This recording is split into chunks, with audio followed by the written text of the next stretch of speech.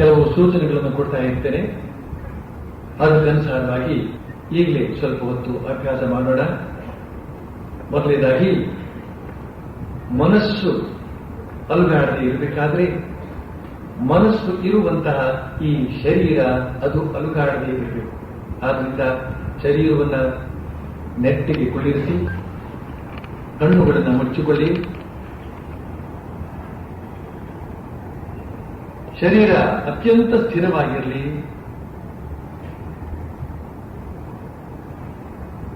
ಶರೀರದ ಯಾವ ಅಂಗವೂ ಕೂಡ ಅಲುಗಾಡಿರಬಾರದು. ಆದರೆ ಬಿಗಿಯಾಗಿರಬಾರದು.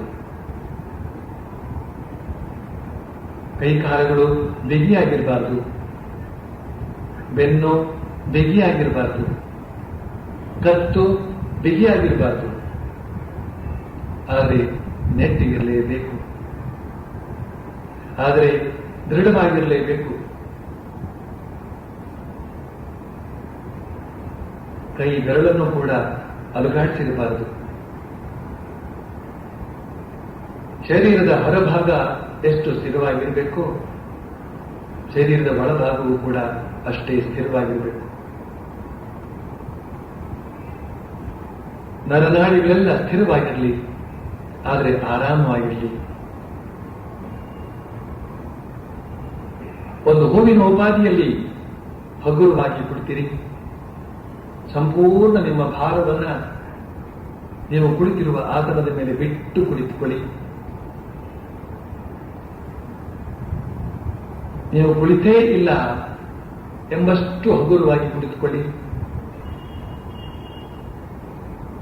ಆದರೆ ಶರೀರದ ಯಾವ ಅಂಗವೂ ಕೂಡ ಸಟೆದುಕೊಳ್ಳದಂತೆ ನೋಡಿಕೊಳ್ಳಿ. ಸ್ವಲ್ಪ ಹೊತ್ತಿನ ಮೇಲೆ ಅದೇನಾದರೂ ಸೆಟೆದುಕೊಳ್ತಾ ಇದೆ ಅಂತ ಕಂಡು ಬಂದಾಗ ತಕ್ಷಣ ಅದನ್ನು ಸಡಿಲಗೊಳಿಸಿಕೊಳ್ಳಿ. ಶರೀರದ ಅಂಗ ಪ್ರತ್ಯಂಗವನ್ನ ಸಡಿಲವಾಗಿರತಕ್ಕಂಥದ್ದು ಅತ್ಯಂತ ಅತ್ಯಂತ ಮುಖ್ಯ.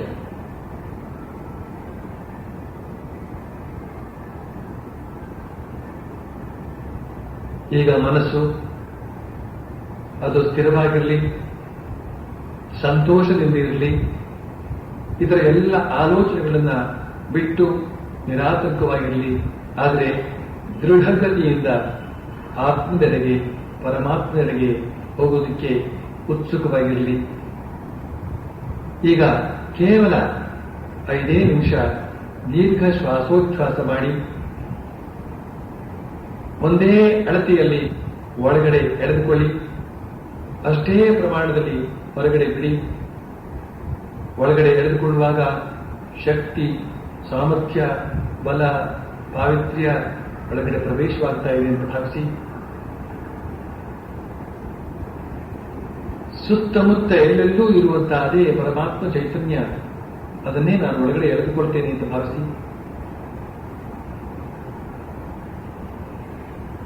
ಉಸಿರನ್ನು ಹೊರಗಡೆ ಬಿಡುವಾಗ ನಿಮ್ಮ ಒಳಗಡೆ ಇರತಕ್ಕಂಥ ಎಲ್ಲ ದೌರ್ಬಲ್ಯಗಳನ್ನ ಕಿತ್ತೆಸೆಯಿರಿ. ಅವುಗಳೆಲ್ಲ ನನ್ನ ಒಳಗಡೆಯಿಂದ ಹೊರಟು ಹೋದವು ಅಂತ ದೃಢವಾಗಿ ಭಾವಿಸಿ. ಹೀಗೆ ಒಂದು 5 ನಿಮಿಷ ದೀರ್ಘ ಶ್ವಾಸೋಚ್ಛ್ವಾಸ ನಡೆಸಿ.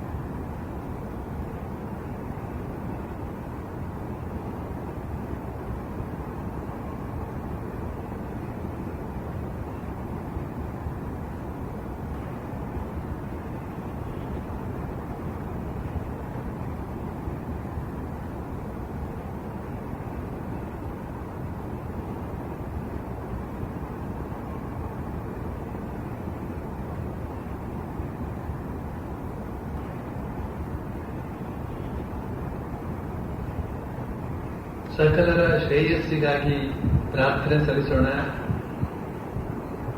ಪೂರ್ವ ದಿಸೆಯಲ್ಲಿರುವ ಸಕಲ ಜೀವಿಗಳು ಶಾಂತಿಯಿಂದಿರಲಿ, ತೃಪ್ತಿಯಿಂದಿರಲಿ, ಆನಂದದಿಂದಿರಲಿ.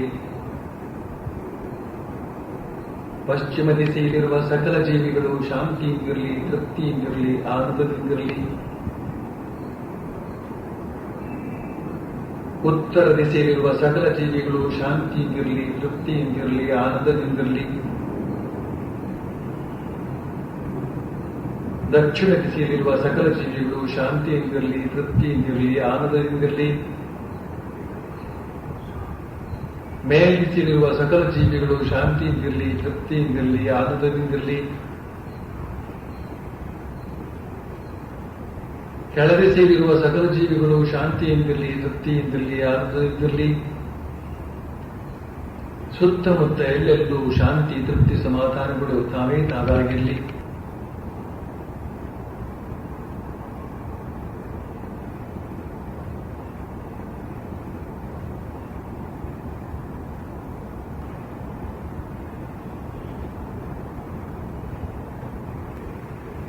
ಸಕಲ ಅವತಾರ ಪುರುಷರುಗಳಿಗೆ ನಮಸ್ಕಾರ.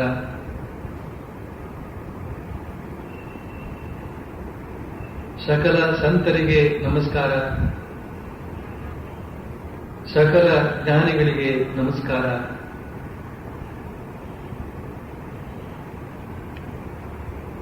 ಸರ್ವ ಭಕ್ತರಿಗೆ ನಮಸ್ಕಾರ.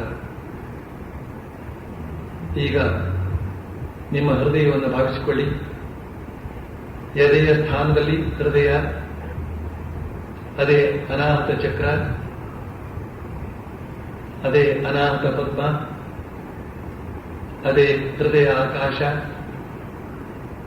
ಅದೇ ಹೃದಯ ಗಹ್ವರ, ಅದು ಆಧ್ಯಾತ್ಮಿಕ ಹೃದಯ. ನಮ್ಮ ಭಾವನೆಗಳೆಲ್ಲ ಎಲ್ಲಿಂದ ಹೊರಹೊಮ್ಮುತ್ತವೋ ಆ ಕೇಂದ್ರ, ಅದು ಜ್ಯೋತಿರ್ಮಯವಾದ ಹೃದಯ, ಅದು ಅತ್ಯಂತ ವಿಶಾಲವಾದ ಹೃದಯ. ನಮ್ಮ ಪ್ರಾಣಪ್ರಿಯನಾದ ಪರಮಾತ್ಮ ವಿರಾಜಿಸುವಂತಹ ಹೃದಯ. ಆ ಹೃದಯದೊಳಗೆ ಈಗ ನಿಮ್ಮ ಸೂಕ್ಷ್ಮ ಶರೀರದಿಂದ ಪ್ರವೇಶ ಮಾಡಿ. ಇನ್ನೂ ಒಳಕ್ಕೆ ಪ್ರವೇಶ ಮಾಡಿ. ಅತ್ಯಂತ ಒಳಕ್ಕೆ ಆನಂದದಿಂದ, ಉತ್ಸಾಹದಿಂದ ಪ್ರವೇಶ ಮಾಡಿ. ಅಲ್ಲಿ ನಿಮ್ಮ ಇಷ್ಟ ದೇವತೆ, ನಿಮ್ಮ ಪ್ರಾಣಪ್ರಿಯನಾದಂತಹ ಪರಮಾತ್ಮ ಸಕಲ ವೈಭವದಿಂದ ಶೋಭಿಸ್ತಾ ಇದ್ದಾನೆ. ಅವರಿಗೆ ಸಾಷ್ಟಾಂಗ ಪ್ರಣಾಮ ಮಾಡಿ.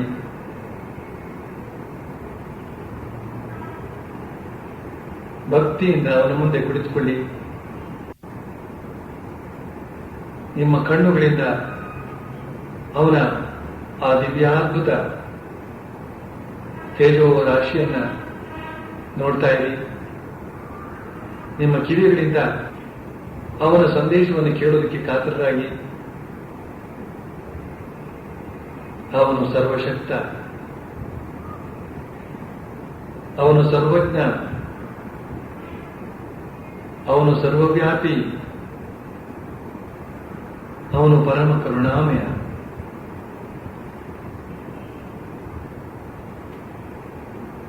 ಅವನ ದಿವ್ಯವಾದಂತಹ ನಾಮವನ್ನ ನಿಮಗೆ ನಿಮ್ಮ ಗುರುಗಳು ಉಪದೇಶಿಸಿದ ರೀತಿಯಲ್ಲಿ ಜಪಿಸಿ. ಯಾರಿಗೆ ಉಪದೇಶ ದೊರೆತಿರುವೋ ಅವರು ಓಂಕಾರವನ್ನು ಜಪಿಸಿ. ಓಂಕಾರವೇ ಪರಮಾತ್ಮ, ತಸ್ಯ ವಾಚಕ ಪ್ರಣವ. ಅವನ ಜಪದಿಂದ ಅವನಿಗೆ ಆನಂದ. ಅತ್ಯಂತ ಆನಂದದಿಂದ ಅವನ ನಾಮವನ್ನು ಉಚ್ಚರಿಸ್ತಾ, ಅವನ ಅನಂತ ಕಲ್ಯಾಣ ಗುಣಗಳನ್ನು ಭಾವಿಸ್ತಾ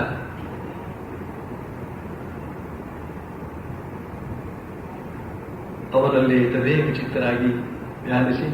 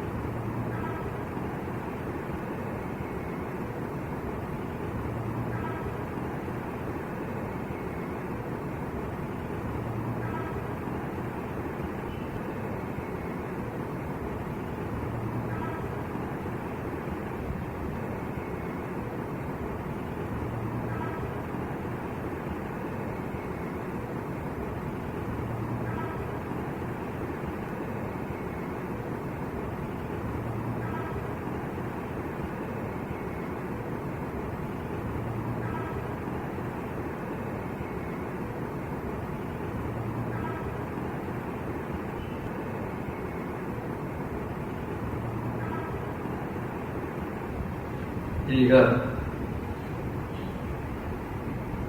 ನಿಮ್ಮ ದೇವರಿಗೆ ಸಾಷ್ಟಾಂಗ ಪ್ರಣಾಮವನ್ನು ಸಲ್ಲಿಸಿ, ಭಕ್ತಿಯಿಂದ ಪ್ರಣಾಮವನ್ನು ಸಲ್ಲಿಸಿ, ಮೆಲ್ಲನೆ ಹೃದಯದಿಂದ ಹೊರಕ್ಕೆ ಬನ್ನಿ. ಮನಸ್ಸಿಲ್ಲದ ಮನಸ್ಸಿನಿಂದ ಹೊರಕ್ಕೆ ಬನ್ನಿ. ಹೊರಕ್ಕೆ ಬರುವಾಗ ದೇವರೊಡನೆ ಹೇಳಿ, ಇನ್ನೊಮ್ಮೆ ಬರ್ತೇನೆ ನಿನ್ನ ಬಳಿಗೆ, ಮತ್ತೆ ಮತ್ತೆ ನಿನ್ನ ಬಳಿಗೆ ನಾನು ಬರಬೇಕು.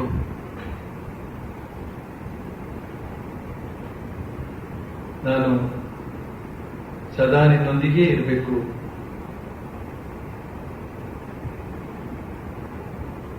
ಅಂತ ಅವನ ಹತ್ರ ಹೇಳಿಕೊಂಡು ಆನಂದದಿಂದ, ಅದೇ ಭಾವದಿಂದ ಹೊರಗೆ ಬನ್ನಿ. ಸ್ವಲ್ಪ ಹೊತ್ತು ಯಾವ ಆನಂದವನ್ನು ಅನುಭವಿಸ್ತಾ ಇದ್ರೋ ಆ ಆನಂದದ ಗುಂಗಿನಲ್ಲಿ ಇರಿ.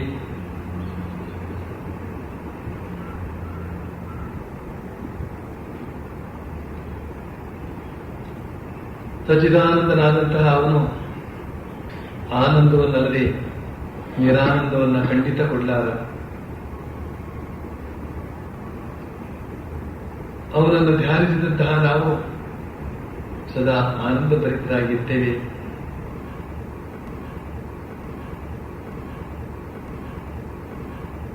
ಯಾರ ಸಹವಾಸ ಮಾಡಿದರೆ ಅದೇ ಬುದ್ಧಿ ನಮಗೆ ಬರುವಂತೆ ಆನಂದಮಯನಾದ ಪರಮಾತ್ಮ ಸಹವಾಸ ನಾವು ಮಾಡಿ ಬಂದಿದ್ದೇವೆ. ಆದ್ರಿಂದ ನಮ್ಮ ಮನಸ್ಸು ಆನಂದಮಯವಾಗಿಯೇ ಇದೆ.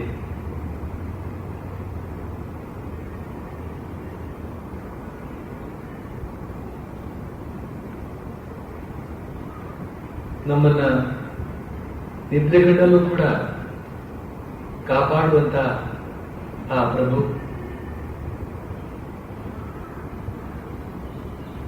ನಾವು ಎಚ್ಚರ ತಪ್ಪಿದ ಸಂದರ್ಭದಲ್ಲೂ ಕೂಡ ಅವನು ಎಚ್ಚರಿಕೆ ಕೊಟ್ಟು ಕಾಪಾಡ್ತಕ್ಕಂತಹ ಪ್ರಭು. ಅವನ ಮಹಿಮೆಯನ್ನ ನಾವು ಎಷ್ಟು ಭಾವಿಸಿದರೂ ಕೂಡ ಕಡಿಮೆ.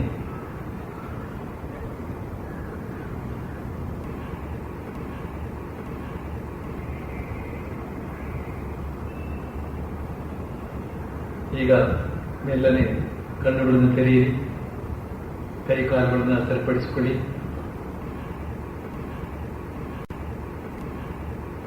ಶ್ರೀಕೃಷ್ಣ ಏನು ಹೇಳ್ತಾನೆ, ಯುಂಜನ್ನೇವಂ ಸದಾತ್ಮಾನಂ ಯೋಗಿ ವಿಗತ ಕಲ್ಮಷಃ ಸುಖೇನ ಬ್ರಹ್ಮ ಸಂಸ್ಪರ್ಶಂ ಅತ್ಯಂತಂ ಸುಖಮಶ್ನುತೆ. ಯುಂಜನ್ನೇವಂ ಸದಾತ್ಮಾನಂ ಯೋಗಿ ವಿಗತ ಕಲ್ಮಷಃ ಸುಖೇನ ಬ್ರಹ್ಮ ಸಂಸ್ಪರ್ಶಂ ಅತ್ಯಂತಂ ಸುಖಮಶ್ನುತೆ. ಯೋಗಿ ಅತ್ಯಂತವಾದಂತಹ ಸುಖವನ್ನ ಉಣ್ತಾನೆ, ತಿನ್ನುತ್ತಾನೆ. ಸುಖಂ ಅಶ್ನುತೆ. ಆದ್ರೆ ಅವನು ಏನ್ ಮಾಡ್ಬೇಕಂತೆ, ಯುಂಜನ್ನೇವಂ, ಇದೇ ರೀತಿಯಲ್ಲಿ ಈಗ ನಾವು ಮಾಡಿದ್ವಲ್ಲ ಅದೇ ರೀತಿಯಲ್ಲಿ ಮನಸ್ಸನ್ನ ಸದಾ ಪರಮಾತ್ಮನ ಕಡೆಗೆ ಹರಿಸುವಂತಹ ಪ್ರಯತ್ನ ಮಾಡಬೇಕು. ಹಾಗೆ ಪ್ರಯತ್ನ ಮಾಡ್ತಾ ಮಾಡ್ತಾ ಅವನಲ್ಲಿ ಸೇರಿಸ್ತಾ ಸದಾ ಆತ್ಮಾನಂ, ಆತ್ಮದ ಕುರಿತಾಗಿ ಯೋಚನೆ ಮಾಡ್ತಾ ತನ್ಮೂಲಕ ಉಂಟಾಗತಕ್ಕಂತಹ ಚಿತ್ತ ಶುದ್ಧಿಯಿಂದ ವಿಗತ ಕಲ್ಮಷಃ, ಶುದ್ಧ ಚೈತನ್ಯನಾದಂತಹ ಅವನು, ಎಲ್ಲ ಬಗೆಯ ದೋಷಗಳಿಂದ ದೂರನಾದಂತಹ ಅವನು, ಎಲ್ಲ ಬಗೆಯ ಪಾಪಗಳಿಂದ ರಹಿತನಾದ ಅವನು, ಅವನನ್ನು ಸ್ಮರಿಸುವುದರ ಮೂಲಕ ಮಾತ್ರವೇ ನಮ್ಮ ಚಿತ್ತ ಶಾಶ್ವತವಾಗಿ ಶುದ್ಧವಾಗುತ್ತದೆ, ಕಲ್ಮಷ ರಹಿತವಾಗಿ ಬಿಡುತ್ತದೆ. ವಿಗತ ಕಲ್ಮಷ, ಗತ ಅಂದ್ರೆ ಹೋದದ್ದು, ಕಲ್ಮಷ ಅಂದ್ರೆ ಒಳಗೆ ಮನಸ್ಸಿನ ಎಲ್ಲ ದೋಷ ಅದು ಗತ ಹೋಗಿಬಿಡ್ತದೆ. ಅಷ್ಟೇ ಹೇಳಿಲ್ಲ ಅವನು, ವಿಗತ. ವಿ ಅಂತ ಹೇಳಿದ್ರೆ ನಿಶೇಷವಾಗಿ ಅಂತ ಅರ್ಥ. ಈ ರೀತಿಯಲ್ಲಿ ನಮ್ಮ ಮನಸ್ಸು ಸ್ನಾನ ಮಾಡಿದ್ದಕ್ಕಿಂತಲೂ ಹೆಚ್ಚು ಶುಚಿಯಾಗಿಬಿಡುತ್ತೆ. ಅಂತಹ ಶುಚಿರ್ಭೂತವಾದ ಮನಸ್ಸೇ ಆತ್ಮ. ಶ್ರೀರಾಮಕೃಷ್ಣ ಹೇಳ್ತಾರೆ, ಶುದ್ಧ ಮನಸ್ಸೇ ಶುದ್ಧ ಆತ್ಮ. ಇಂತಹ ಶುದ್ಧವಾದ ಮನಸ್ಸು ಬ್ರಹ್ಮ ಸಂಸ್ಪರ್ಶ ಮಾಡುತ್ತದೆ. ಬ್ರಹ್ಮ, ಆತ್ಮ, ಪರಮಾತ್ಮ ಎಲ್ಲ ಒಂದೇ. ಇಷ್ಟ ದೇವತೆ ಎಲ್ಲ ಒಂದೇ. ಕೊನೆಗೆ ಶಬ್ದಗಳು ಮಾತ್ರ ಬೇರೆ. ಅಳಿಯ ಅಲ್ಲ, ಮಗಳ ಗಂಡ.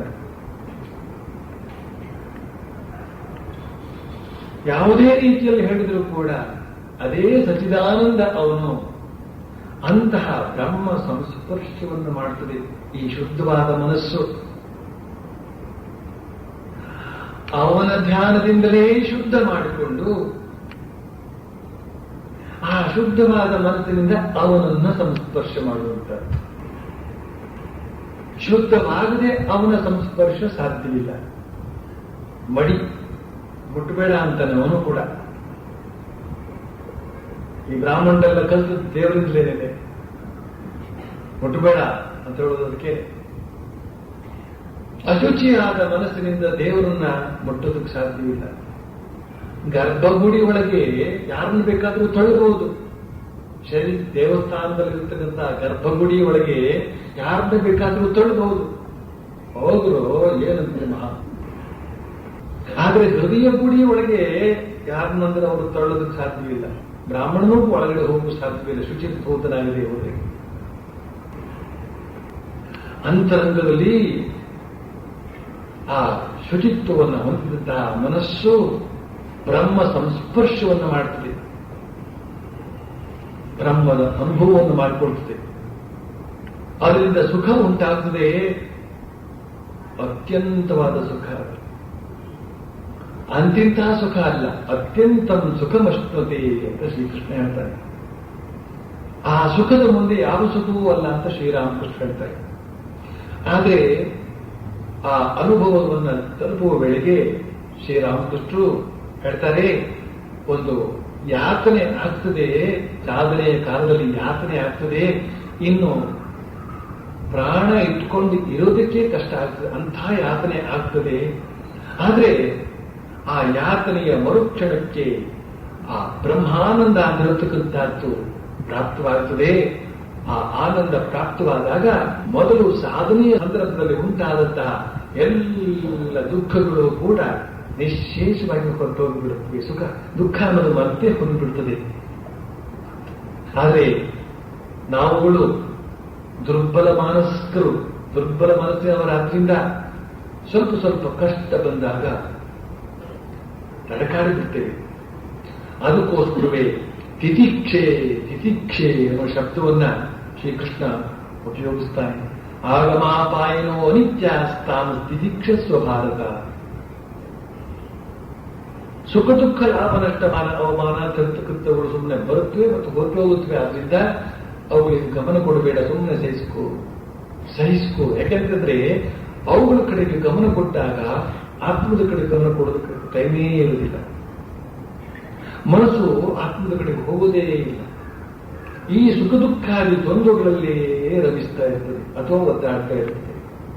ಅದಕ್ಕೋಸ್ಕರ ಶ್ರೀಕೃಷ್ಣ ಹೇಳ್ತಾನೆ, ಹೇಗಾದ್ರೂ ಮಾಡಿ ಸಹಿಸಿಕೊಂಡು ಬಿಡು ಅಂತ. ಅದಕ್ಕೆ ಅದೊಂದೇ ಮಾರ್ಗ. ಎಲ್ಲ ಬಗೆಯ ಬಾಹ್ಯ ದುಃಖಗಳಿಂದ ನಾವು ಗರಿಬಿರಿಗೊಳ್ಳಬಾರದು. ಅದನ್ನು ಕಂಡು ಕಾಣದವರಂತೆ, ಅನುಭವಿಸಿಯೂ ಅನುಭವಿಸದವರಂತೆ ಸುಮ್ಮನೆ ಇರಬೇಕು. ಸಹಿಸಿಕೊಳ್ಳೋದಂದ್ರೆ ಅದೇನೆ, ಸುಮ್ಮನೆ ಇರಬೇಕು. ಹೀಗೊಂದು ಕಷ್ಟ ಆಯಿತು ಅಂತ ಇನ್ನೊಬ್ಬರ ಹತ್ರ ತೋಡಿಕೊಳ್ಳೂಬಾರದು. ಆದರೆ ಯಾರ ಮನಸ್ಸು ದುರ್ಬಲವಾಗಿದೆಯೋ ಅವನು ತಮ್ಮ ಕಷ್ಟವನ್ನು ತೋಡಿಕೊಳ್ಳೋದು ಒಳ್ಳೆಯದು. ಅಷ್ಟರ ಮಟ್ಟಿಗೆ ಆ ಮನಸ್ಸನ್ನು ಹಗುರಗೊಳಿಸಿಕೊಂಡಂತೆ ಆಗ್ತದೆ.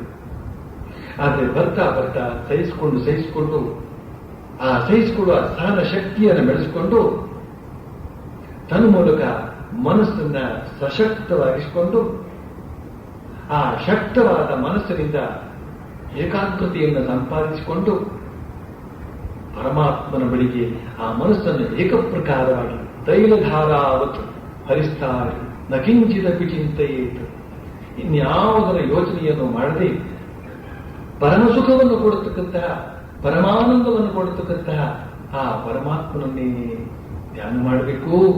ತನ್ನ ಮೂಲಕ ಮಾತ್ರವೇ ನಮ್ಮೆಲ್ಲ ತಾಪತ್ರಯಗಳಿಗೆ ಮುಕ್ತಾಯ ಸಮಾರಂಭವನ್ನು ಹಾಡೋದಕ್ಕೆ ಸಾಧ್ಯ ಅಂತ ನಮ್ಮ ಮನಸ್ಸಿಗೆ ಮನಗಾಣಿಸಬೇಕು, ತಿಳಿಸಿಕೊಡ್ಬೇಕು. ಅದಕ್ಕೋಸ್ಕರವೇ ತೈತ್ತಿರಿಯ ಉಪನಿಷತ್ತು ಈ ಆತ್ಮದ ಪರಬ್ರಹ್ಮದ ಸ್ವರೂಪವನ್ನ ತುಂಬ ಸೊಗಸಾಗಿ ಹೇಳಿದೆ. ಆನಂದಾಧ್ಯೇವ ಕಲ್ವಿಮಾನಿ ಭೂತಾನಿ ಜಾಯಂತೆ ಆನಂದೇನ ಜಾತಾನಿ ಜೀವಂತಿ ಆನಂದಂ ಪ್ರಯಂತ್ಯಭಿಸಂವಿಶಂತೀತಿ. ಸಕಲ ಜೀವರು ಬಂದಿರತಕ್ಕಂಥದ್ದು ಆನಂದ ಸ್ವರೂಪಿಯಾದ ಪರಮಾತ್ಮನಿಂದಲೇ. ಈಗ ಇರುವಂತಹದ್ದು ಆ ಪರಮಾನಂದ ಸ್ವರೂಪಿಯಾದ ಪರಮಾತ್ಮನಲ್ಲೇ. ಈ ಶರೀರ ಹೋದ ಬಳಿಕ ನಾವು ಹೋಗಿ ತಲುಪತಕ್ಕಂಥದ್ದು ಅದೇ ನಮ್ಮ ತಾಯಿ ಜಗನ್ಮಾತೆ ಪರಮಾತ್ಮ. ಯಾವುದೇ ಶಬ್ದದಿಂದ ಕರೆಯಿರಿ, ಆನಂದ ಸ್ವರೂಪಿಯಾದ ಸಚಿದ ಆನಂದದಲ್ಲಿಗೆ ಹೋಗುವಂತಹದ್ದು. ನಾವು ಬಂದದ್ದು ಅಲ್ಲೇ, ಅಲ್ಲಿಂದ ಇರುವುದು ಅಲ್ಲೇ, ಹೋಗುವುದು ಅಲ್ಲಿಗೆ. ಇದನ್ನ ಅತ್ಯಂತ ನಿಷ್ಕೃಷ್ಟವಾದಂತಹ ಸಂಶಯಕ್ಕೆ ಎಡೆಯಿಲ್ಲದಂತಹ ಭಾಷೆಯಲ್ಲಿ ತೈತ್ರಿಯ ಉಪನಿಷತ್ತು ನಮ್ಮ ಮುಂದೆ ಇದೆ. ಇದರಲ್ಲಿ ದೃಢ ವಿಶ್ವಾಸ ತಾಳಬೇಕು. ಆದರೆ ಒಂದು ಪ್ರಶ್ನೆ ಇರ್ತದೆ, ನಾವು ಆನಂದದಲ್ಲೇ ಇದ್ದೇವೆ ಅಂತ ಉಪನಿಷತ್ತು ಹೇಳೋದಲ್ಲ, ಈ ಕಷ್ಟಗಳು ಬಂದಿವೆಯಲ್ಲ, ಹಾಗಾದ್ರೆ ಅದೇ ನಾವು ಮಾಡಿಕೊಂಡದ್ದು. ಅದು ಭಗವಂತ ಕೊಟ್ಟಿದ್ದಲ್ಲ, ಭಗವಂತ ಹಣ್ಣು ಕೊಟ್ಟ. ಅದನ್ನು ತಿನ್ನುವಾಗ, ಅದನ್ನು ಕತ್ತರಿಸುವಾಗ ಕೈಗಾಯ ಮಾಡಿಕೊಂಡು ನಾವು ಸ್ವಯಂಕೃತ ಅಪರಾಧ ಅಜ್ಞಾನದಿಂದಾಗಿ ಈ ದುಃಖಗಳು ತಿಳಿದುಕೊಳ್ಳಬೇಕು ಮನುಷ್ಯ. ಅದಕ್ಕೋಸ್ಕರವೇ ಸತ್ಸಂಗ, ಅದಕ್ಕೋಸ್ಕರವೇ ಸದಾ ಆಲೋಚನೆ, ಅದಕ್ಕೋಸ್ಕರವೇ ಮತ್ತೆ ಮತ್ತೆ ಸತ್ಸಂಗ. ಆ ಮನಸ್ಸಿನಲ್ಲಿ ಮರೆತು ಹೋದಂತಹ ಸದ್ಭಾವನೆಗಳನ್ನ ಮತ್ತೊಮ್ಮೆ ಮತ್ತೊಮ್ಮೆ ಬಡಿದೆಪ್ಪಿಸಿಕೊಳ್ಳಬೇಕು. ಆಗ ಸದಾ ಹೌದು ಆನಂದವೇ ಇರತಕ್ಕಂಥದ್ದು. ಬಾಕಿ ಉಳಿದದ್ದಲ್ಲ. ಆಗಮಾಪಾಯನೋ ಅನಿತ್ಯ ಅಸ್ತಾಂ ತಿತಿಕ್ಷಸ್ವ ಭಾರತ. ಈ ಪ್ರಪಂಚವೇ ಆಗಲಿ, ಈ ಶರೀರವೇ ಆಗಲಿ ಸುಮ್ಮನೆ ಬರ್ತದೆ ಹೋಗ್ತದೆ, ಬರ್ತದೆ ಹೋಗ್ತದೆ, ಬರ್ತದೆ ಹೋಗ್ತದೆ. ಆದರೆ ಇದರ ಹಿನ್ನೆಲೆಯಲ್ಲಿ ಎಂದೆಂದಿಗೂ ಇರತಕ್ಕಂಥದ್ದು ಆನಂದ ಮಾತ್ರವೇ. ಅದರ ಕಡೆಗೆ ನಮ್ಮ ನಿಗಾ ಇರಬೇಕು, ಅದರ ಕಡೆಗೆ ನಮ್ಮ ಲಕ್ಷ್ಯ ಇರಬೇಕು. ಬ್ರಹ್ಮ ತಲ್ಲಕ್ಷ್ಯ ಮುಖ್ಯತೆ. ಆ ಲಕ್ಷ್ಯ ಕೊಡ್ತಕ್ಕಂಥದ್ದೇ ಬಹಳ ಮುಖ್ಯ. ಮನುಷ್ಯ ನಿರ್ಲಕ್ಷ್ಯ ತಾಳಿದ್ರಿಂದಲೇ ದುಃಖ ಪರಂಪರೆಗೆ ಗುರಿಯಾಗಿದ್ದಾನೆ. ಆದ್ರಿಂದ ಸದಾ ಶ್ರೀಕೃಷ್ಣ ಹೇಳಿದಂತೆ ಮನಸ್ಸನ್ನ ಆತ್ಮದೆಡೆಗೆ ಹರಿಸಿ ಅಲ್ಲೇ ಸಂಲಗ್ನಗೊಳಿಸುವಂತಹ ಪ್ರಯತ್ನದ ಮೂಲಕ ಶಾಶ್ವತವಾದಂತಹ ಆನಂದವನ್ನ ನಾವು ಪಡೆಯೋಣ ಅಂತ ಹೇಳಿ ಇಂದಿನ ಈ ಕಾರ್ಯವನ್ನು ಮುಗಿಸ್ತೇನೆ. ಮತ್ತೊಮ್ಮೆ ಇದೇ ಧ್ಯಾನ ಸುಖ ಸಾಗರ ಅಂತ ಹೇಳ್ತಕ್ಕಂತಹ ಕಾರ್ಯಕ್ರಮ ಭಾನುವಾರ 5:30ಯಿಂದ 6:30ವರೆಗೆ ಇರ್ತದೆ. ಇದಕ್ಕೆ ನಿಮಗೆ ನಿಮ್ಮ ಸ್ನೇಹಿತರೆಲ್ಲರಿಗೂ ಕೂಡ ಪ್ರೀತಿಯ ಸ್ವಾಗತವಿದೆ.